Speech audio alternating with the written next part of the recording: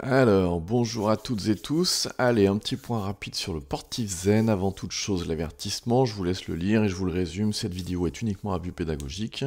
Je partage simplement mes propres avis et réflexions. Les actions présentées ne sont en aucun cas des conseils d'achat ou de vente et vous êtes seul responsable de vos investissements.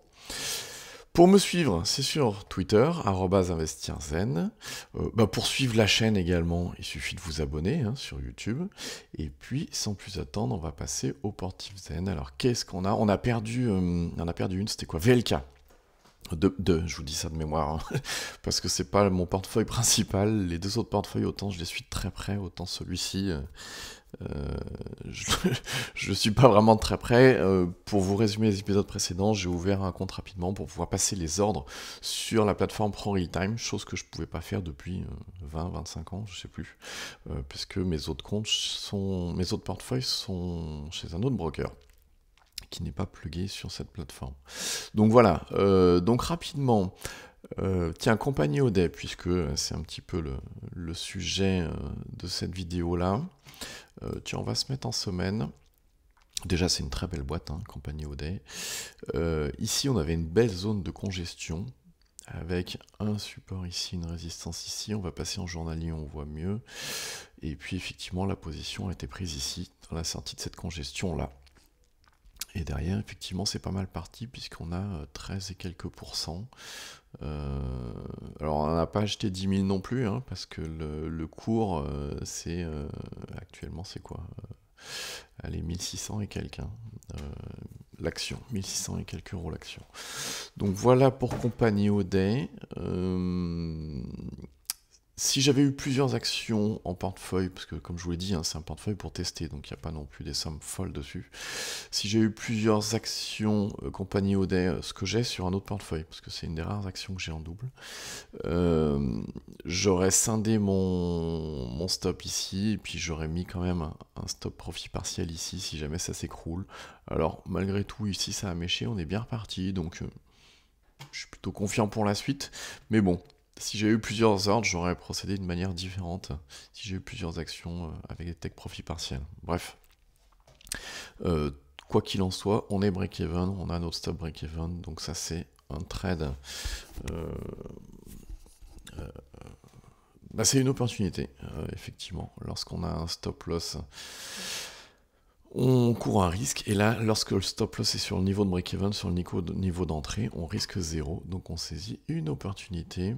On avait quoi? On avait L'Oréal aussi qui a bien poussé depuis notre entrée. C'était ici, sur la cassure ici. Alors L'Oréal, effectivement, on a le loisir. Par contre, ici, on va se mettre, tiens, peut-être en 1 heure, on verra mieux. Ouais, effectivement. Ici, on a une belle zone de congestion, avec ici un support. Bon, je vais peut-être le tracer. Allez, hop. Je trace vite fait à l'arrache. Hop. Voilà, on a cette zone-là qui sert support. Donc ce qu'on va faire, c'est que ici, pour le coup, on avait 3 ordres fragmentés. Il y en a un qui a été tapé lors de la conso, je crois que ça doit être ici de mémoire. Donc celui-ci, maintenant qu'on connaît cette zone, effectivement, de résistance, on va modifier l'ordre et le remonter. Comme ça, on préserve encore une partie des gains. L'autre partie est break-even, ce qui fait que s'il y a un échec derrière, d'autant plus que la ligne qui était ici, c'est le dernier plus haut qui date de... On va se mettre en semaine même. Voilà, c'était celui-ci. Donc il est possible qu'on revienne prendre appui dessus. Si on prend appui dessus, c'est très bien. Par contre, si on l'écrase, effectivement, c'est bien de prendre une partie de nos profits. Donc L'Oréal s'est fait compagnie Audet, Beckham portugaise. Alors là, il n'y a pas grand chose à dire, si ce n'est que je l'ai prise un peu tard, j'aurais dû la prendre ici, effectivement. Mais comme dit dans une précédente vidéo, ici ça s'est passé un soir, genre à 17h10 ou 17h20, ce que j'aime pas trop, parce que ça veut dire qu'on a très peu de marge de manœuvre pour le lendemain. Donc j'ai hésité à le faire, et puis finalement je suis rentré le jour d'après. Sur l'intraday, en intraday on voit bien qu'il y avait un point d'entrée qui était intéressant. Hop. Voilà, effectivement, la sortie de cette zone de congestion là, je suis rentré tout de suite après. On a également... Alors, Beckham portugaise, pour l'instant, on peut scinder l'ordre en deux et mettre un stop profit partiel là, peut-être. Et encore... ouais, si, ça vaudrait le coup de le faire. exemple. Allez, on scinde en deux, ça nous fait du 1500, 1650, 1652, c'est ça. Hop, 1652, hop, je valide ici. Et puis derrière, alors ça c'est, j'apprécie bien, ça j'avais pas sur mon ancienne plateforme. Donc ici on a une position à 2304 titres, ici on a un stop à 1652, ce qui veut dire que si je viens ici, il me propose d'ajouter un stop. Donc je vais lui proposer d'ajouter un stop et il calcule automatiquement le complément. Alors c'est là où je vois que je me suis trompé finalement dans mon calcul. Donc on va pas mettre l'ordre tout de suite. Et effectivement, je veux mettre un ordre pour la moitié. Donc 2304 divisé par 2, ça fait 1152. Donc 1152. Je modifie mon ordre. Et effectivement, ici, j'ajoute mon stop. Et automatiquement, il met le stop complémentaire. Donc ça, c'est vachement bien, j'aime bien. Et puis après, il suffit de le déplacer sur la zone où je souhaite. Par exemple ici, hop, je valide ici. Ce qui veut dire qu'on capture une partie des profits malgré tout si ça rechute. Et puis, il restera une position break-even. Alors, ce que j'ai fait, ça ne sert pas à grand-chose, parce que c'est pas une grosse position non plus. Par les temps qui courent, effectivement, vous savez que le CAC est mené par, on va dire, une dizaine de valeurs, et encore, on peut dire 6 valeurs qui le poussent vraiment, et tout le reste a quand même plutôt tendance à s'écrouler. Je ne vous parle pas des mid et des small caps, qui, là, c'est catastrophique. Donc effectivement, des petites tailles de position, c'est adéquat, puisqu'actuellement il y a très peu de choses qui prennent, il y a très peu de tendances qui prennent, c'est très chaotique, on se fait souvent taper ses points d'entrée, etc. Donc bref, Become Portuguese, voilà, c'est fait. Fugro, on a CAC 40, 4,40 également. Alors Fugro, on était rentré sur le breakout ici, on avait une belle bougie cadeau là, magnifique. Donc sur le breakout ici, on est sorti de cette oblique baissière qu'on a là et on y est rentré. C'est pas terrible. Alors, ce que je trouverais peut-être encourageant, je vais le tracer là malgré tout, c'est une compression de volatilité qu'on a ici. Hop, voilà, je la trace à l'arrache, hein, on s'en fout un peu. Voilà, grosso modo, on a cette compression de volatilité là. On pourrait ressortir par le haut. Ça serait bien. Si jamais on ressort par le bas, est-ce que ça vaut le coup de protéger ses gains? Peut-être une petite partie. On va se mettre sur une unité un peu plus basse. Voilà. Ici, on voit qu'on a une zone de support qui correspond également, je peux l'allonger, hein, voilà, qui correspond également au niveau là où on a méché. Donc ce qui serait intelligent, c'est de mettre un stop fragmenté juste en dessous. On a 62 titres, donc on va se mettre à 31. Ça c'est génial, j'adore. C'est vraiment pratique. Et du coup, il nous propose ici de rajouter un stop. Donc effectivement, l'autre stop, il nous le met pour 31 valeurs également. Donc on va se le mettre ici en dessous, voilà. Et on protège une partie de nos gains. Alors, on protège un petit peu une misère, des miettes, hein, mais en ce moment, ça vaut vraiment le coup de protéger tout ce qu'on a, puisqu'il y a beaucoup de mouvements chaotiques. Avant qu'on passe à la suite, tiens, je vais vous montrer une que j'ai sur d'autres portefeuilles. C'est Quadient, voilà. Vous allez comprendre ce que je veux dire par là. Et ça, c'est récurrent, hein, c'est tous les jours. Hein, c'est tous les jours qu'on voit ça. Alors, Quadient, j'ai eu beaucoup de chance, parce que moi, je suis rentré ici, sur la cassure, sur la sortie de cette zone-là. Mais ceux qui sont rentrés ici, alors regardez bien la bougie, c'est une bougie de 11,32%. On peut même aller encore plus loin puisque le jour d'après ça a continué. On a une poussée de quasiment 13%. Tout ça pour reperdre en 5 jours 11%. Pour tout reperdre quasiment 11%. On est revenu prendre appui ici sur le support. C'est reparti, mais on voit qu'ici ça mèche à nouveau. Donc c'est vraiment chaotique et ça c'est vraiment sur tous les titres. En ce moment, tout ce qu'on voit, c'est que dès qu'il y a un titre qui prend entre 2 et 6%, c'est systématiquement vendu. Et tout rechute. Donc ça, c'est assez compliqué d'ailleurs pendant qu'on est là-dessus. Je vous montre le CAC. Vous voyez, on a cette belle hausse là. Hop, hop. On prend la louche, hein, allez, 9%. On a cette belle hausse de 9% qui a été faite.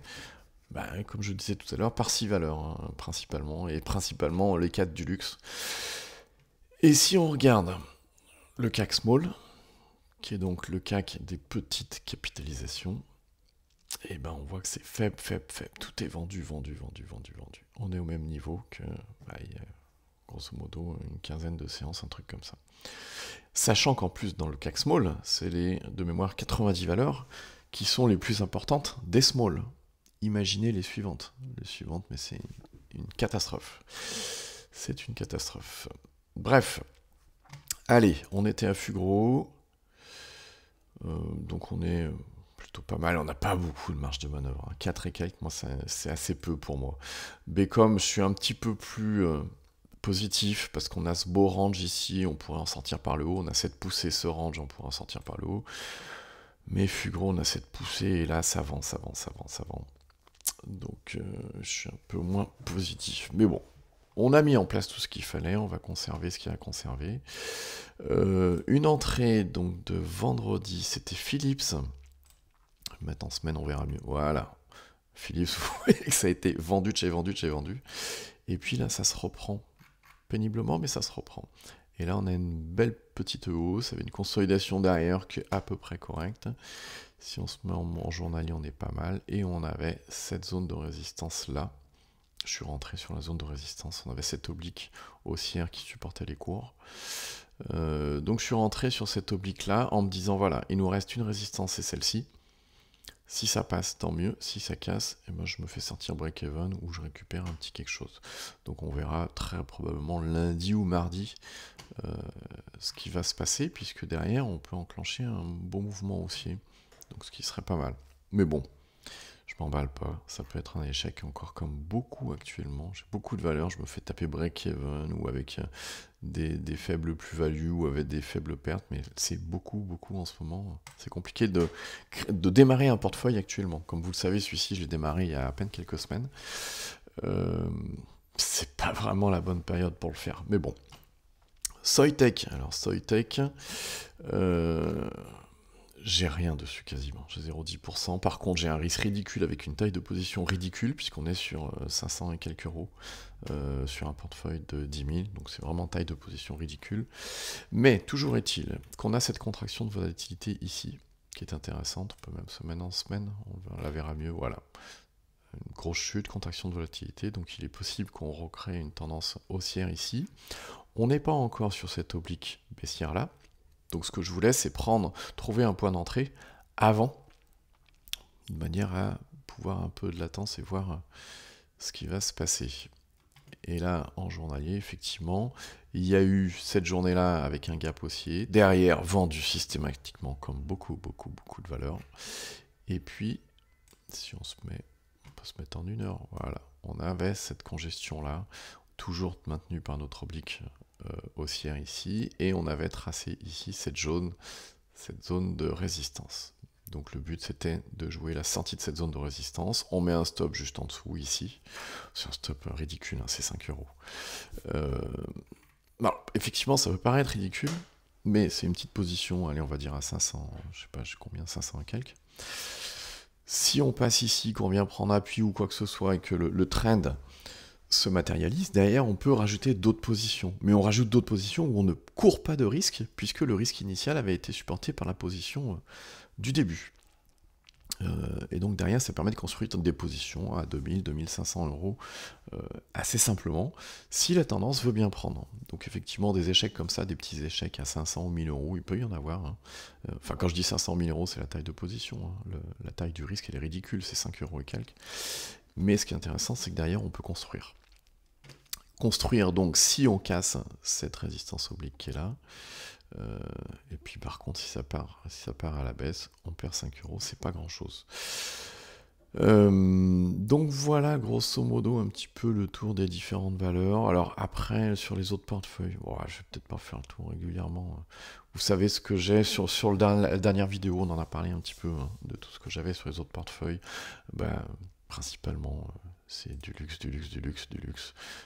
c'est du LVMH, c'est du Hermès, c'est du qu'est-ce qu'on a encore, SMCP avec Mage, etc. SMCP qui est plutôt pas mal, mais bon, là qui montre quelques signes de faiblesse quand même. Sur l'autre portefeuille, qu'est-ce qu'on a? Bon, on a du Compagnie Audet, je vous l'avais dit, je l'avais en double, hein, effectivement. Je l'ai également, et sur le portefeuille, c'est un portefeuille eBay, hein, et sur un autre portefeuille, sur mon autre broker. Qu'est-ce qu'on a également? Ah, qui est faible. Il y a du FDJ, pareil. Vous voyez, là, j'avais pris ici. C'était plutôt pas mal. Bah là, ça faiblit. Tout est vendu. Ça a pris quelques pourcents, pas beaucoup, hein, parce que c'est pas une furieuse FDJ. Hein. Ça a pris 5 et quelques. Bah, on est en train de tout reperdre. Super.